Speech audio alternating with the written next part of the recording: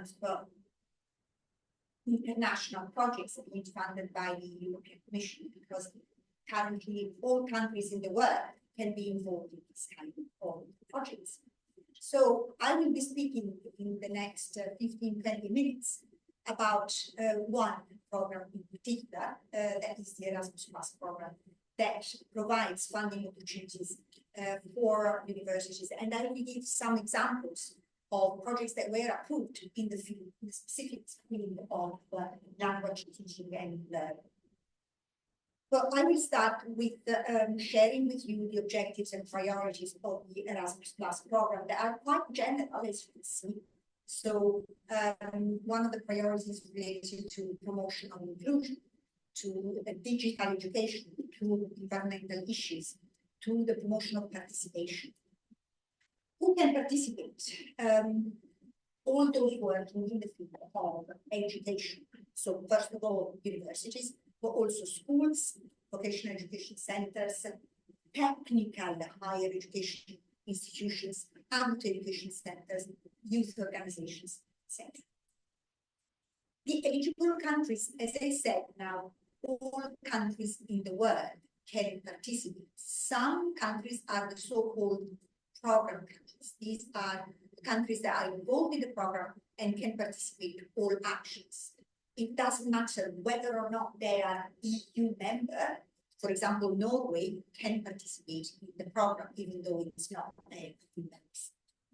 But all other countries in the world, so I'm speaking of Africa, I'm speaking of North and South America, I'm speaking of Asia, they can all participate. There are some limitations though, and UK can also participate in spite of Brexit, with some limitations. This is just shared. The budget available for the program is 26 billion euros, and most of the budget, as you can see, goes to the higher education. This is the overall structure of the Erasmus Plus program. It's an umbrella program, so there are lots of actions that we cannot go through all of them. So I will just be speaking of the partnership for cooperation. One but there are many other actions, many other funding opportunities within the Erasmus Plus program. So let's have a look at the cooperation partnership, and more specifically about this action, this cooperation partnership within the KA2 action, key activity 2. So in the cooperation, partnership for cooperation, there are, again, horizontal priorities that are transversal to all sectors, the 4 sectors that are higher education, vocational education, training, and education, and school education. And the horizontal priorities are the same I mentioned earlier for the Erasmus Plus program.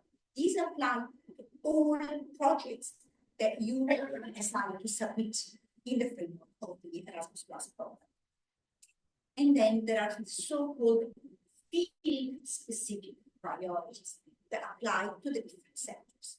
And I highlighted here some of the priorities that may interest you, such as people higher education, stimulating technology practice, supporting innovation and entrepreneurship, but also supporting digital and capacities in higher education, building inclusive higher education system. And there is a specific priority in the field of language learning that is in the school education sector. This does not mean that if you are a higher education institution, you cannot participate, because there are many universities that provide training for future teachers and training for future language teachers, and they often apply in the school education sector so that they match the specific priority of language learning. But as you will see afterwards, when I present some of the projects in which we were involved, as language teachers, as experts in the field of languages,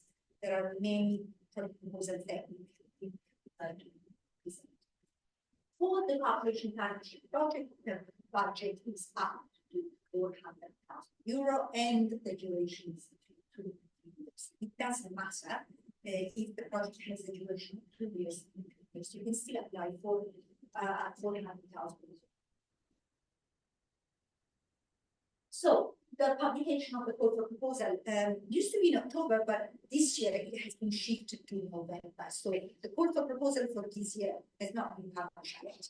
It will be published probably in the second half of November. So if you have an idea for an Erasmus Plus project, this is the right time for you to think about it and start working on this idea. And the deadline for submission will be towards the end of March 2025, and the project that will be approved will start in September 25.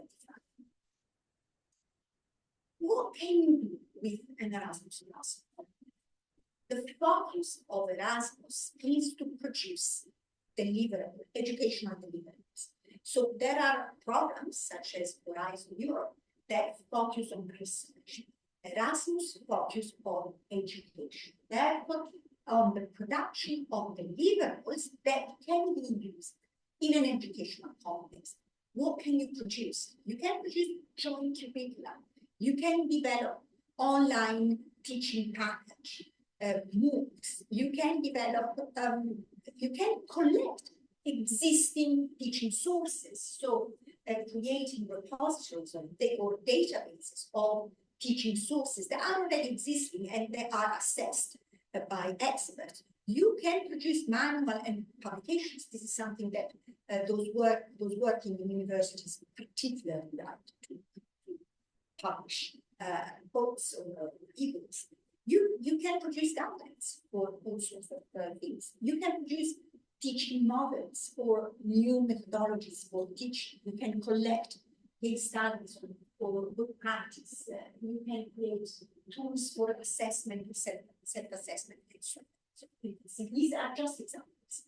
What matters is that you produce tangible deliverables. And in the framework of the project, of Liberation Partnership projects, there are usually 3 work packages, and each work package has an objective and should produce tangible deliverables. Tangible not meaning that you can touch it, because it will be online, it will be in a digital format, but this is what can be done. Now we go to, very quick, I will go through some projects that were approved in the field of language learning.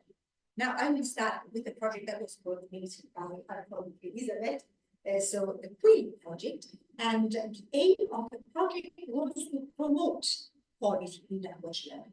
And in the framework of the project, what we, I say we because the idea was from IPB, from Elisabetta, but we worked together, so Pixel was supporting both the project writing process and the project management. All the contents are produced by Elisabetta, and the other international partners. So the framework of the project deliverables were a collection of digital language teaching sources, so that teachers can go on the project website and find, let's say, approved, assessed, quality language digital teaching sources. The other output was an online training program on how to select and create online teaching sources, and the third output is publication on methodologies that can be applied for digital language education. This is very, very interesting. If you want to ask more questions about this, you have the opportunity to talk to the scientific coordinator of the project, Elisabetta, from another example of language project in which we currently have this project is focused on clean methodologies for primary schools. So I think you're all aware of what clean means, content and language learning. So, and this is a project that is innovative because it addresses the primary school sector. Many projects on clean focus on secondary school education, but this project focuses on the elementary schools. And the deliverable is an online training package on clean for primary school teachers. Key-based education videos so that language teachers in the elementary schools can see examples of how some subjects are taught in English, and motivational case studies to convince primary school teachers to use Clill as a methodology in their teaching practice. Another problem, this is applicant organization. In this case, is a secondary school in Poland. Don't ask me to answer because it's very difficult, but they are an excellent school in Poland. And the idea here is to train science teachers in teaching in English, like Clill or STEM. Actually, STEAM, so the art subject was also placed. In the framework of this project, what we deliver is first of all a video library where native speakers, mother tongue language teachers, mother tongue science teachers are teaching specific subjects, and they're teaching it in English. So one of the partners was an Irish university, and this Irish university involved a number of science teachers in English schools who are teaching specific scientific subjects. For example, we were speaking yesterday in the theory of Pythagoras. This is a subject that all science teachers teach, and so this was one of the subjects that was taught. So there was an Irish science teacher who was teaching this theory, and in English it was a short video, long lectures. So the videos last up to 10 minutes, and the teacher, the native speakers, teach this subject in English, obviously, and produce language teaching, science teaching courses. So when all other teachers, the Polish teachers, the Italian teachers, the teachers involved in the partner countries, they, okay, I am a science teacher, I have to teach the theory of Pythagoras, however you pronounce it, then I will look how my Irish colleague is teaching these contents, and I will use their teaching forces. And in this way, this is a deliverable that is still, the project finished about a year ago, but the video library is very much used by the participating students. And then there are also collection of teaching resources for the implementation of Clill while teaching STEM, and guidelines for teachers and decision makers, so as we further promote the application of Clill to the STEM teaching. And now we're looking at projects in the promoted by higher education institutions, even though they address the school education sector. The applicant there is and the aim of the project is to promote bilingual education programs. And the outputs delivered are, first of all, MOOCs for headmasters, but also teachers, to promote bilingual education.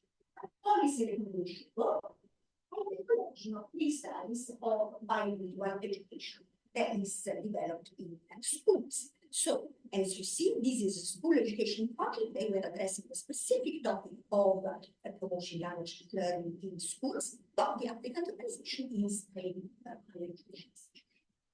Another project, this is applicant organization, is the Polish University, also another name that I can never pronounce. So we've been working with them for 3 years. Okay, so that's the name of the Polish University. Thank you very much. This project focuses on Italian teaching, so teaching Italian as a foreign language. And the purpose is promoting the taking into account of the cultural aspects of Italian teaching.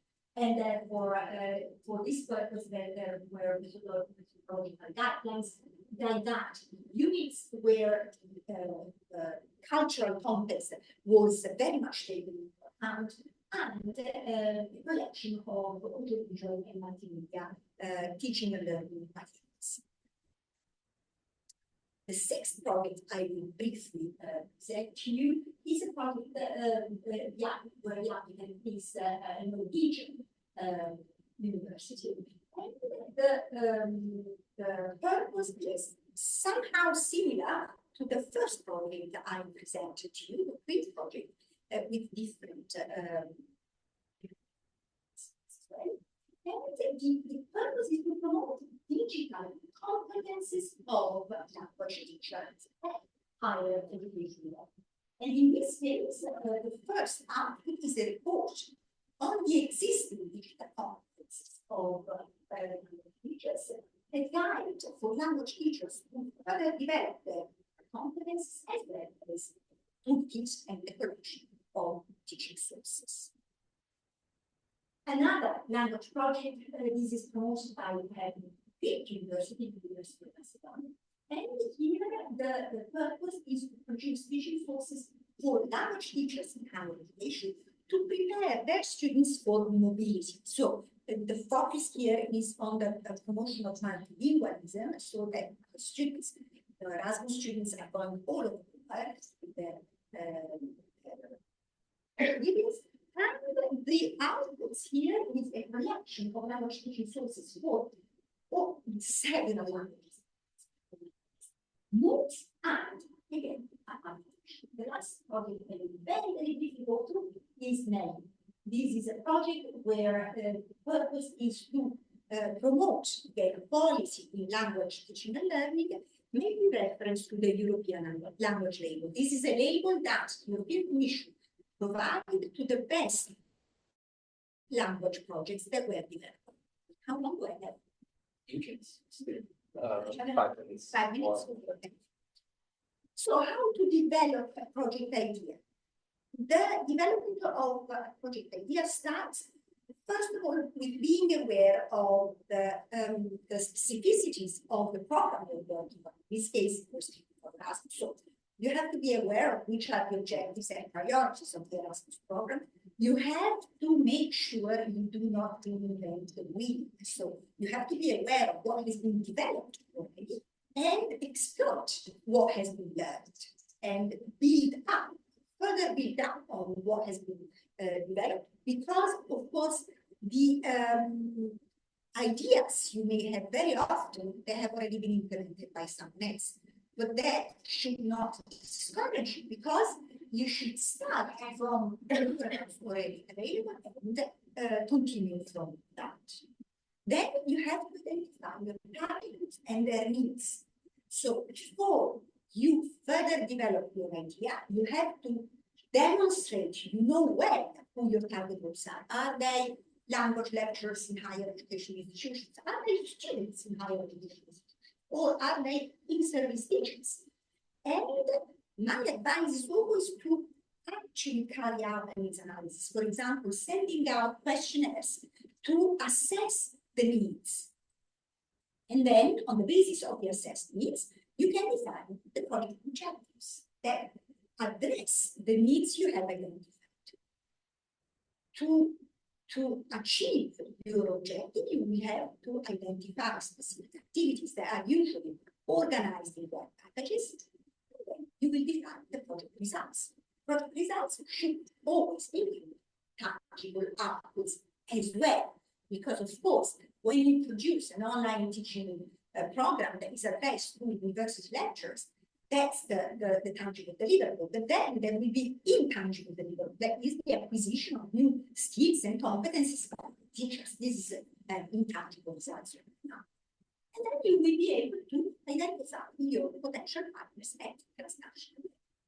And last thing in the process is the creation of the budget. This is where you will allocate shares of the budget among the partner countries. The first step is the creation of a project summary. This is how you outline your idea. You have an idea, but then you should organize the students. So you start with the title, the target groups, and the reads, the objective results. And the role you will then assign to the partners and the partners. This is it.